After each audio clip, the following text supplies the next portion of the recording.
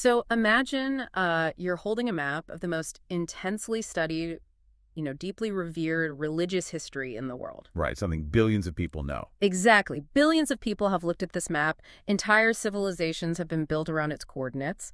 But what if that map was entirely upside down? Yeah, or shifted. Right. What if the entire center of gravity of that map needed to be shifted a few hundred miles to the north? And what if the geographic names we've accepted for centuries, names that evoke deep spiritual reverence, what if they weren't names of cities at all? Right, what if they were descriptions of actions? Exactly. And that is exactly what we're unpacking today. It's a complete cognitive rewrite. You are taking a foundational understanding of global geography and theology and just turning it completely inside out. It really is. So our focus for this deep dive is an incredibly detailed, paradigm-shifting theory proposed by Dr. Khaled Waleed in his work, The Map of the One Religion, a journey in the history of Mecca and Jerusalem. It's a massive body of work. It is. Dr. Waleed presents this sweeping array of geological, linguistic, and historical arguments. His central thesis is that the original Abrahamic holy sites were not situated where tradition places them today. Right, not in the deep Hijaz. No. He argues they were actually concentrated in the Levant, Jordan, and the northern Hijaz. Specifically, Dr. Waleed is looking at an axis of sacred geography centered squarely around Jerusalem and Petra. Which is just a structural reimagining of history. I mean, it touches on some of the most politically and religiously sensitive historical narratives of the last few millennia. Oh, absolutely. Which is why we need to frame our approach very carefully from the outset. Yes, we really do. We have to be crystal clear with you, the listener. Our job today isn't to validate this theory or take theological sides. Not at all. We are not endorsing the viewpoints of this content, nor are we dismissing them. We are putting on our archaeological and historical hats to look purely at the data Dr. Waleed is using to redraw this map. Right, strictly impartial. Yes, strictly impartial. We are here simply to convey and analyze the fascinating, highly provocative ideas contained in his original source material, letting you examine the evidence he presents. And the body of evidence he has compiled is just incredibly dense. I mean, Dr. Waleed isn't just relying on textual reinterpretation. No, he's got a lot of physical data. Tons of it. His sources include a massive stack of visual and physical evidence. We are talking about historical maps spanning centuries. Why the Ptolemy maps, right? Exactly. From Claudius Ptolemy's maps of Palestine in 100 AD to highly detailed medieval European maps of Jerusalem. Plus, he brings in numismatic evidence. So, analyzing ancient coins. Right, ancient coins from the region. And he layers all of this over a deep linguistic analysis of ancient Aramaic, Hebrew, and early Arabic. It's a massive puzzle. And to understand how Dr. Waleed puts it together, we really have to start at the physical foundation. The geology. Right. He argues that this religious history, like the Abrahamic covenant, it didn't just happen on a blank theater stage. It happened on one of the most dramatic geological features on the planet. Yes, the Great Rift Valley. Which is huge. It is. Dr. Waleed argues that geology is inextricably linked to theology here. He focuses heavily on this massive exposed geological fault line. I mean, if you look at a topographical map of the Earth, the Great Rift Valley is just impossible to miss. Yeah, it really stands out. It runs from Wadi Araba up through the Jordan Valley, cuts right through the Dead Sea, and extends all the way into Lebanon. It literally looks like a giant scar on the face of the Earth, like a planetary seam. That's a perfect description, yeah. And what's fascinating here is how Dr. Waleed emphasizes the geopolitical and continental reality of this rift. It is a literal dividing line between three continents. Three continents meeting in one trench. Exactly. You have the Asian tectonic plate to the east, which encompasses Jordan, Palestine, and the broader Levant. Then to the west, you have the African plate, which is the Sinai Peninsula and Egypt. Right. And the rift reaches northward toward Anatolia, acting as a bridge to Europe. So Dr. Waleed views this physical separation not just as a geological fact, but as the deliberate, dramatic stage chosen for the intersection of humanity and the divine. Okay, I can see the sheer geographic drama of a continental fault line. It's majestic, sure. But how does Dr. Waleed actually connect rocks and tectonic plates to the text of the scriptures? Well, he makes the connection. Because, a valley is just a valley unless the text explicitly points you to it. Right, right. He makes a connection through an architectural, almost geometric reading of the ancient texts. He directs our attention to the concept of Wadi Tuwa. Wadi Tuwa. Yes. In the Quran, Wadi Tuwa is the sacred valley. It is traditionally understood as the hallowed ground where Moses was spoken to by God. Okay, and usually people think that's in the Sinai Peninsula, right? Yeah, traditionally, interpretations of where this valley is have varied wildly, often placing it somewhere in the sprawling expanse of Sinai. But Dr. Waleed identifies this sacred valley specifically as Wadi Araba. Which is right in the heart of the Great Rift Valley. Exactly. But what is the mechanism behind that identification? Like, why Wadi Araba specifically and not literally any other valley in the region? It comes down to the linguistic root of the word tuwa itself. Hmm. Dr. Waleed points out that in its ancient linguistic context, tuwa implies something that is folded. Folded. Yeah, folded or tucked within. It describes a highly specific physical formation. When you look at the topography of Wadi Araba, it fits this description with startling literalness. Oh, I see. It is a deep valley folded between two massive, dominating mountain ranges, which Dr. Waleed refers to as the two turs or mounts. So if I picture like a thick piece of parchment paper, right, and I fold it sharply down the middle. Yes. The deep crease in the center is the valley, Wadi Araba, and the two flaps rising up on either side are the mountain ranges. That is exactly the visual he's painting. Mm-hmm. And Dr. Waleed maps these two flaps specifically. Yeah. On the eastern side, what he calls the right mount move, you have Mount Sinan in modern-day Jordan. This encompasses the mountainous regions of Seir, Moab, and Karak. Historically and scripturally, this is the land heavily associated with Moses. Right. Then, on the western side of the West Makatic, you have Mount Sinai in Palestine. Which encompasses the rugged mountains of Jerusalem and Hebron. Precisely. I mean, this is a radical shift in perspective. He's taking names like Mount Sinai, which most people envision as an isolated, lonely peak out in the middle of a remote desert peninsula, right? Some random mountain in the desert. Yeah, and he's locking them into this highly specific, continuous geological fault line. The fold is the stage. Yes.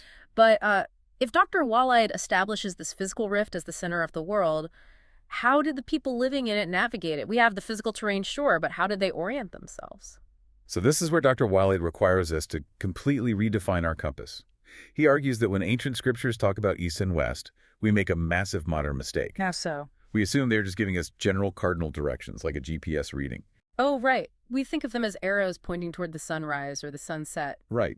But Dr. Waleed claims they are much more than that. He argues that east and west in these texts are specific functional zones. Functional zones. Yes, they are theological borders in what he calls a covenantal geometry. Covenantal geometry. That's a really fascinating phrase. So it's less about magnetic north and more about spiritual function? Exactly. Let's break down these zones then. If I'm standing in this folded valley, what does Dr. Waleed say the east actually represents? Let's start with the east, or al-Mashriq. According to Dr. Waleed, this direction points specifically toward Petra and the broader Wadi Araba region. Okay, the eastern side of the rift. Right. But he doesn't just call it a geographic zone, you know. He defines its function. He calls the east the land of warning. The land of warning. I mean, that implies a kind of hostility or at least a severe harshness. It is severe. In Dr. Waleed's framework, this eastern zone is the forbidden house, or the Muharram. He paints a picture of this area based on scriptural descriptions of an uncultivable valley. Uncultivable, meaning nothing grows there. Right, it's barren. It was a place of conflict, a harsh crucible where Abraham's progeny were settled. Because the land itself was unforgiving, it acted as a stark stage for early divine warnings to the people. So it's a place characterized by restriction, survival, and severe trials. Absolutely. Well, if the East acts as this harsh, punitive crucible, it stands to reason the West has to serve as its theological opposite, right? Like a sanctuary, maybe. Precisely. If the East is the land of warning, the West al-Maghrib is identified by Dr. Waleed as Jerusalem, or Beca. Okay, Jerusalem. He terms this the land of glad tidings. This is the sacred house, the Haram. In Dr. Waleed's reading, the West is a place of blessing. The complete opposite of the East. Right. Yeah. It represents the very first house established for humanity, a place of spiritual refuge, and crucially, the true Qibla. The original intended direction of prayer. Yes. So the geography creates a profound duality. You have the East, which is Petra, warning, restriction, conflict. Right. And you have the West, which is Jerusalem, glad tidings, blessing, sanctuary. That's the framework. But wait. If Dr. Waleed is mapping this entire spiritual compass onto the Levant and completely shifting the center of gravity away from the traditional geography of the Arabian Peninsula, Yeah. What does he do with Al-Aqsa? Because traditionally, Al-Aqsa is understood as the specific mosque building in Jerusalem. Right, and this is perhaps Dr. Waleed's most surprising and certainly most controversial geographic claim. He states that Al-Aqsa is not a building in Jerusalem. I want to pause and underline that for everyone listening. Dr. Waleed is arguing that Al-Aqsa, which is a site of immense reverence, widely understood as a specific physical structure on the Temple Mount, he's saying it is not the building itself. That's right. If it's not the building, what is it? So Dr. Waleed arrives at his conclusion by analyzing the scriptural phrase, what is between them? Between East and West. Yeah, exactly. If you have the East, which is Petra and Wadi Arba, and the West, which is Jerusalem, what physically lies between them? The Dead Sea. Yes. He traces the geography and places the true location of Al-Aqsa, which translates to the farthest, at a highly specific geological feature in the Dead Sea called the Lisan. The Lisan. That translates to the tongue, right? Correct. The Lisan is a peninsula that juts out dramatically from the eastern shore of the Dead Sea. It effectively separates the northern and southern basins of the water. Okay, I can picture that on a map. Right. Yeah. So Dr. Waleed argues that this specific piece of land, this tongue, serves as the ultimate absolute eastern boundary of Jerusalem's sacred territory. Oh, wow. Yeah. In his interpretation, when the scriptures speak of the famous night journey to Ezra, it was not a journey to a building. It was a literal geographic journey to this exact point in the Dead Sea. The farthest point of the sacred precinct. Exactly. Okay, I have to jump in and really challenge this. Yeah. Claiming that Al-Aqsa is a peninsula in the Dead Sea and that the traditional orientation of Mecca is actually focused on Petra. I mean, these are not just minor historical footnotes. No, they are massive. Dr. Waleed is fundamentally rewriting the map of billions of people. He is moving mountains, literally and figuratively.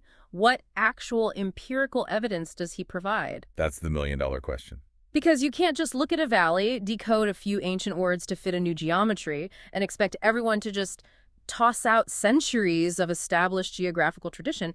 Does he have physical proof? That is exactly the right question to ask, and it is where Dr. Waleed brings in his most rigorous empirical methodology.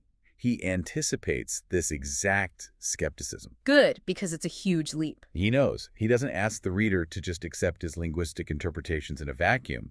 He employs what he terms a stratigraphic method to dismantle the traditional narrative. Stratigraphic, like in archaeology when they dig a trench and look at the distinct layers of soil to date human activity. Exactly. The deeper you go, the older the truth. But instead of just digging through dirt, Dr. Waleed is digging through layers of human history, cartography, language, and scripture. That's fascinating. He outlines 7 distinct layers of evidence to prove that the holy sites were always in the north. Let's look closely at the visual and historical layers first, which he categorizes as layers 1 and 4, geography and trade routes. This was the part of his research that really caught my eye, the maps. Because a map is a physical artifact of how people in the past actually saw their world. It's not just a theological concept, it's a navigational tool. And Dr. Waleed leans heavily on these tools. He points to historical maps spanning nearly 2 millennia. The cornerstone of this visual evidence is the work of Claudius Ptolemy, the legendary geographer of the Roman Empire. Yes. Dr. Waleed presents Ptolemy's maps of Palestine and Arabia from around 100 AD. And for context, Ptolemy wasn't just sketching for imagination. No, definitely not. He was compiling the geographic knowledge of the known world, interviewing merchants, sailors, and military commanders to get the coordinates of cities, rivers, and trade hubs. Right. It was the absolute pinnacle of ancient data collection. And when Dr. Waleed analyzes Ptolemy's maps and subsequent medieval maps based on similar traditions, he points out a glaring detail. What detail?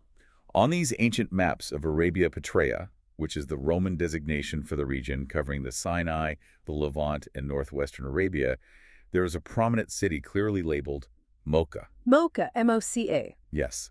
And on the maps, Mocha is situated immediately adjacent to Petra. Wait. So you're saying that on the most authoritative map of the ancient world, there's a city called Mocha sitting right next to Petra in modern-day Jordan. Yes. Which is hundreds and hundreds of miles north of where the modern city of Meca is located today in the deep Hijaz. That is exactly what the cartographic evidence provided by Dr. Waleed shows. That is wild. And he uses this to transition brilliantly into his analysis of ancient trade routes, which serves as another crucial layer of his stratigraphy. Wherefore, really? Right. Dr. Waleed points out that ancient scriptures and historical accounts consistently describe the primary holy city as being situated on a major, secure international trade route. A bustling hub where caravans pass safely. Exactly, a place of immense commerce and transit. So Dr. Waleed looks at the mechanics of the ancient economy, specifically the international incense trade route. Right, the superhighway of the ancient world. Yeah, moving massive quantities of frankincense and myrrh from the southern tip of the Arabian Peninsula up to the Mediterranean. He traces this route historically and archaeologically. And where did it go? It went up the coast of the Red Sea, turned inland, and passed through Gaza, Jerusalem, Karak, and Petra. The major northern hubs. Yes, and here is Dr. Waleed's critical point. The established historical incense route completely bypassed the geographic location of modern Mecca. What, entirely? Entirely. Modern Mecca sits in a harsh, enclosed valley that was not conducive to major international caravan transit. So, Dr. Waleed argues, if the scriptural city was a massive hub on a secure trade route, and modern Mecca was off that grid, then the traditional geography simply does not match the historical and economic reality. Exactly. That is a fascinating historical discrepancy. I mean, it's like reading a diary about a vibrant, bustling port city, but the town you're told it refers to is 50 miles inland and has no water. That's a great way to put it. But trade routes can shift over centuries, right? Does Dr. Waleed have evidence that is more permanent? Something literally carved in stone? He does. And that brings us to layer 3 of his stratigraphy, language and inscriptions, or epigraphy. Right. This is the study of ancient texts carved into hard surfaces, which is one of the most reliable ways historians date the presence of specific cultures in specific areas. Because paper burns and rots, but a rock face holds its story for millennia. Exactly. So Dr. Waleed examines the distribution of early Quranic Arabic, as well as Nabatean and Safedic inscriptions. And Nabatean and Safedic, those are ancient scripts that represent crucial transitional phases in the linguistic evolution toward the Arabic language we know today, correct? Yes, they are the linguistic ancestors. So where are these ancestors found? According to Dr. Waleed's research, the overwhelming majority of these inscriptions, the ancient graffiti, the boundary markers, the memorials carved by the people of that era, they are found exclusively in Jordan, the Levant, and the extreme northern Hijaz. So they are all clustered in the north? All of them. What does he find when he looks for these specific early scripts in the location of modern Mecca in the south? Dr. Waleed argues there is an absolute void. He states that there is zero early Arabic epigraphic evidence from the relevant historical periods in the location of modern Mecca. Zero. Zero. The linguistic footprint, the physical evidence of the language evolving and being used daily by a settled population, simply isn't there in the south. It is entirely concentrated along that northern axis between Petra and Jerusalem. Wow. I mean, that is a loud silence for an archaeologist. If millions of people were supposedly converging on a city for generations, you'd expect to find their names, their trade receipts, their prayers carved into the surrounding rocks. And Dr. Waleed is saying the rocks in the south are silent, while the rocks in the north are screaming with evidence. Which perfectly sets up his analysis in layers 5 and 7, what he calls the Quranic and covenantal layers. Okay, let's get into those. Having established the maps, the trade routes, and the linguistic footprints in the north, he goes back to the text of the scriptures themselves.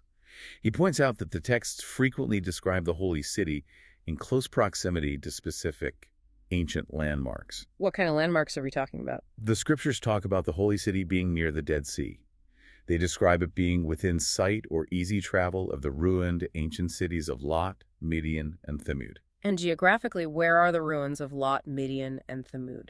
They are universally recognized by historians and archaeologists as being located in the north, in the Levant, Jordan, and the northern stretches of the Hijaz. So they are nowhere near the deep southern desert of modern Mecca. Not even close. So Dr. Waleed is building a compounding case here.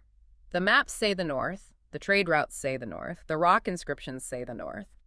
And the contextual clues in the scripture itself point to neighboring cities that are undeniably in the north. Yes. But there is still a massive elephant in the room. The names. Yes. If all the evidence points to the Levant, why do we have the words Meca and Beca at all? Where did the names of these cities come from if the cities weren't there? This is where Dr. Waleed drops what can only be described as a linguistic bombshell. It is the keystone of his entire theory. He argues that the words Meca and Beca are not, and were never originally intended to be, geographic nouns. Wait, they aren't the names of cities on a map? No, By tracing the ancient linguistic roots of the consonant clusters, MKK and BKK, Dr. Waleed claims that these words are verbs. Verbs, like action words. Yes. They're active descriptors. In their original linguistic context, they mean squeezing, crowding, or compressing. Squeezing and crowding. Yes. Therefore, Dr. Waleed argues that the word Meca was originally used in the texts to describe a specific function or action. Okay. It described the physical phenomenon of a massive, dense crowd of faithful pilgrims pressing together around a sacred house.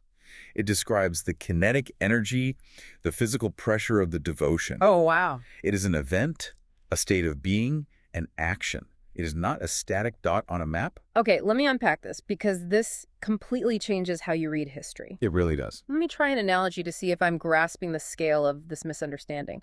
Like, imagine thousands of years in the future. The United States has fallen, the maps are lost, but future historians find fragments of our literature. Okay, I'm with you. They find countless texts talking about a place of intense energy, brutal commerce, and dense crowding.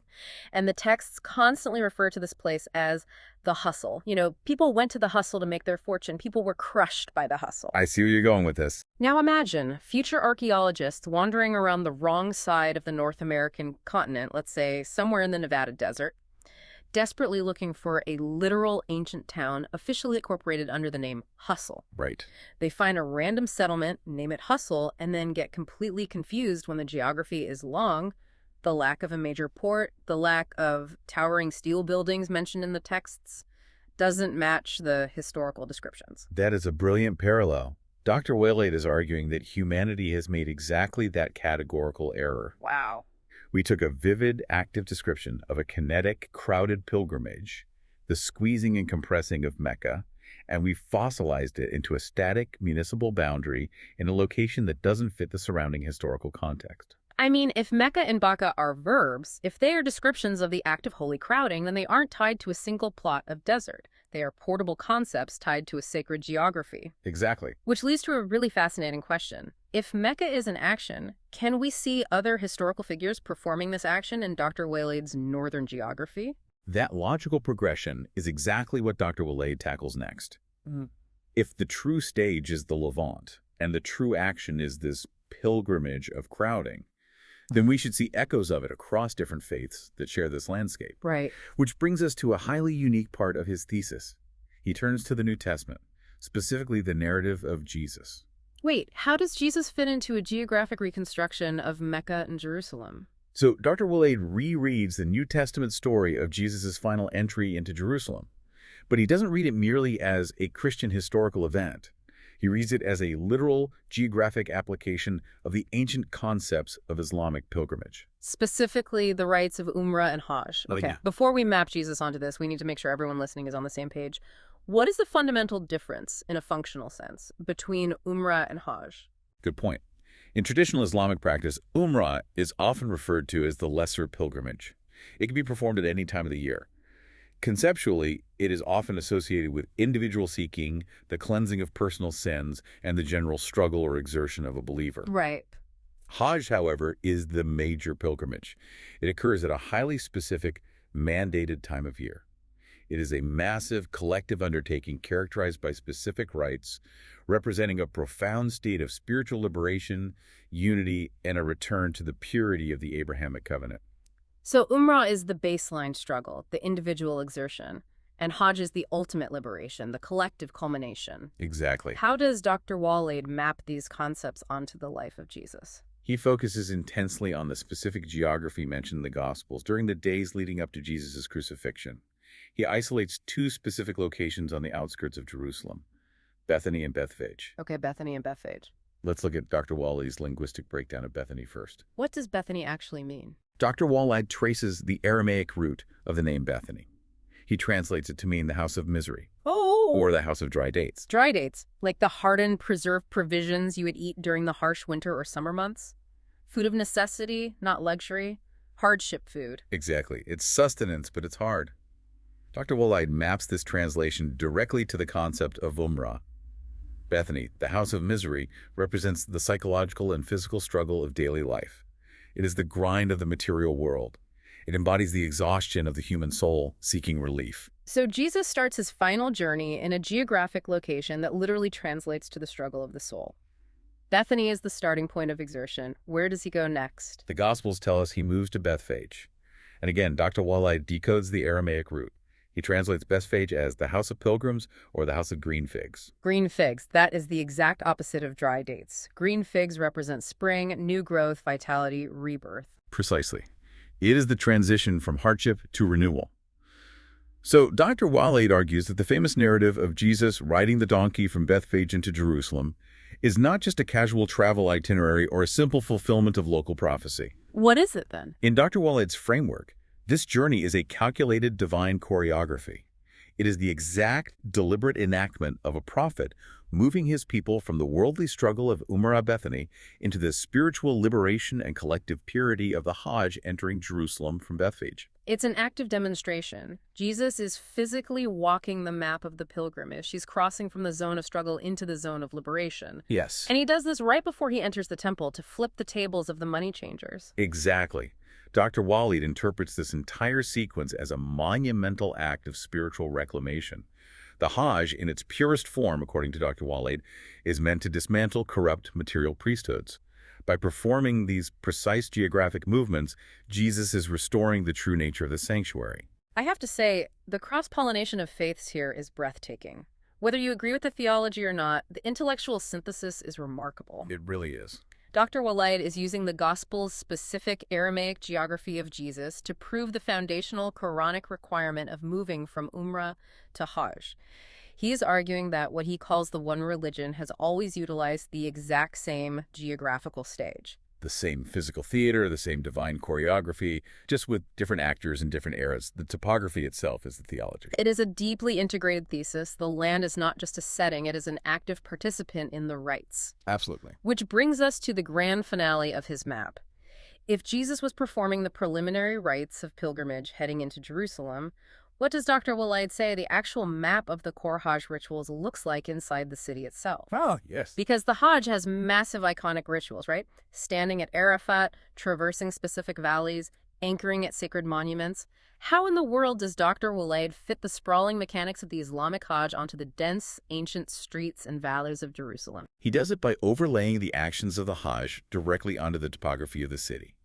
And once again, he brings the historical maps from his source material to the forefront to prove his point. Let's trace the route of his reconstructed Hajj. Let's do it. The culmination of the traditional pilgrimage begins at Arafat. Right.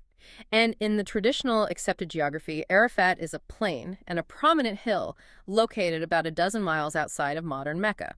It's where millions of pilgrims stand in contemplation and prayer. Where does Dr. Waleed place Arafat in his Jerusalem-centric map? Dr. Waleed connects the ritual of the descent from Arafat to the physical geography of the Mount of Olives, which looms immediately to the east of the old city of Jerusalem. Okay, the Mount of Olives. But he doesn't just make a geographic swap. He makes a profound linguistic and historical connection between the word Arafat and Mount Ararat. Ararat, as in the mountains of Ararat from the Book of Genesis, the resting place of Noah's Ark.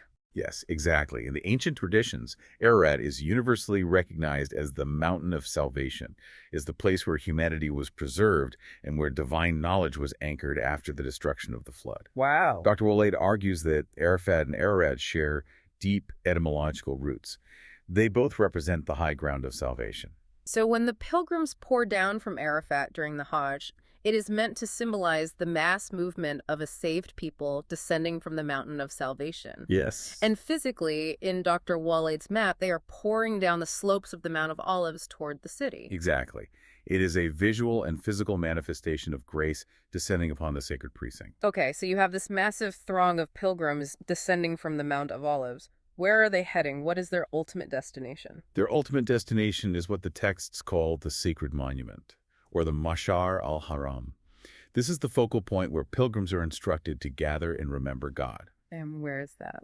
Dr. Waleed identifies this sacred monument unequivocally as the foundation stone. The massive bedrock located right inside the Dome of the Rock on the Al-Aqsa compound. Yes, that ancient raw stone is the anchor of the entire sacred complex. But wait, there is a massive topographical obstacle between the Mount of Olives and the Dome of the Rock. You can't just walk straight across. Right, you have to go down to go up. Yeah, there is a deep, steep valley separating the Mountain of Salvation from the sacred monument.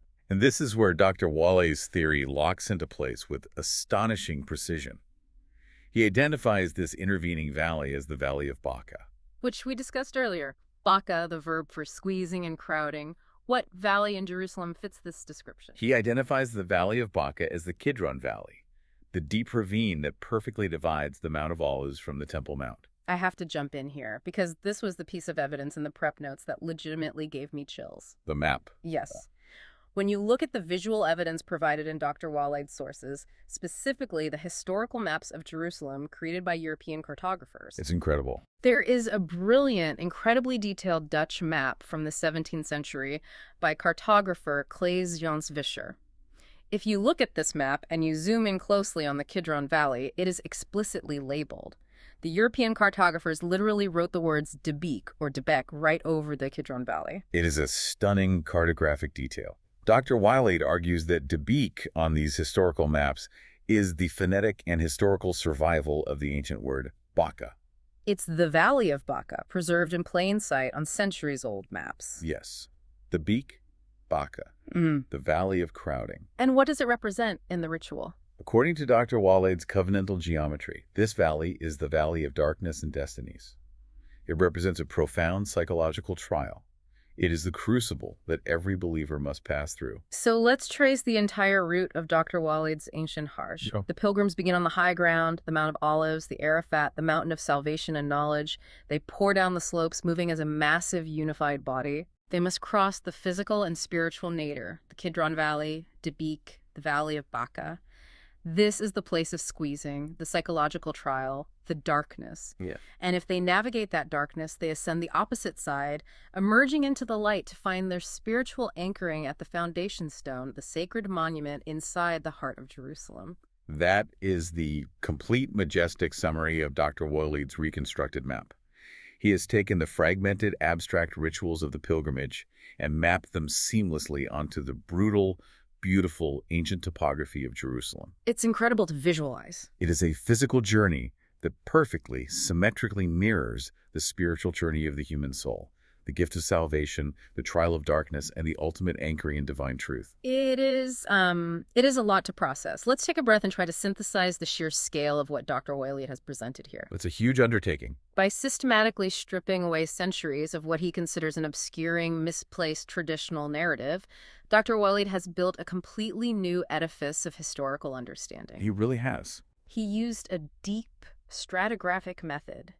He looked at the brutal continental geology of the Great Rift Valley.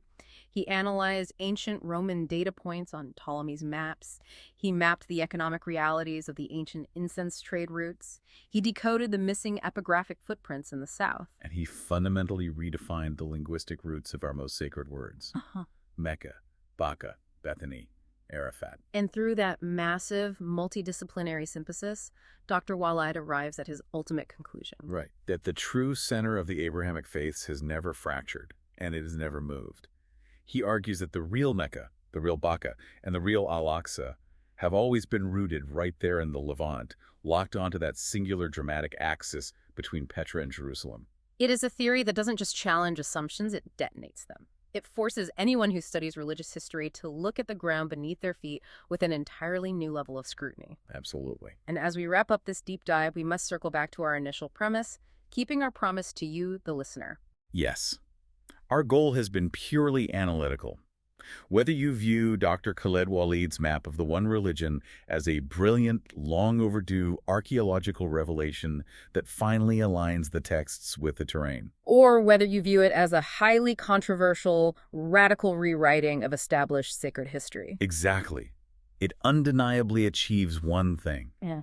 It forces us to look at ancient texts and the very ground they describe through a fiercely new lens. We are not endorsing these views, but we hope we have faithfully presented the intricate, fascinating web of evidence Dr. Waleed has constructed for your own critical consideration. We are just holding up his map to the light so you can see the lines. That's a great way to put it. But I have to admit, there is one specific concept from Dr. Waleed's work that I cannot stop thinking about. What's that? It's that linguistic bombshell. The idea that Meca and Beca were originally verbs, that they describe the passionate, desperate actions of the people, the crowding, the seeking, the squeezing together in search of meaning, rather than just the inert dirt and stone they happened to be standing on at the time. It is a powerful concept. It's a haunting idea.